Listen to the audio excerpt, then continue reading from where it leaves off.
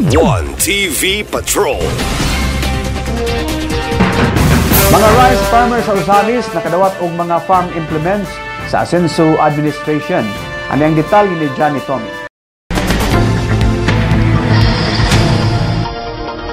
Nagpadayon ang suporta sa Asenso Osamis Administration o sa kagabanang probinsyal ngadto sa mga rice farmer, partikular sa dakbayan sa Osamis. Miabot og 866 ka mga mag-uumang Osamis nun ang midawat sa ulahing pagpangapod-apod sa libreng abono gikan sa napulo upat ka mga barangay sa duha ka adlaw nga distribution activity nga giasistahan sa City Agriculture Office personnel. Mao na kini ang giingon ni Mayor Indy Waminal sa mga nangaging pakigpulong nga kinahanglang adunay dungan nga pagpangdawat sa mga farm implements aron dungan usab ang land preparation, planting og harvest season.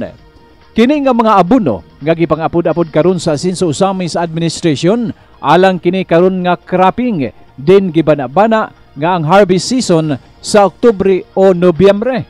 Si former City Councilor nga karon Assistant to the City Mayor's Office, Jan Dukdor, mao'y mipaabot sa mensahe sa ngalan ni Mayor Indy Waminal o Governor Henry S. Waminal Sr.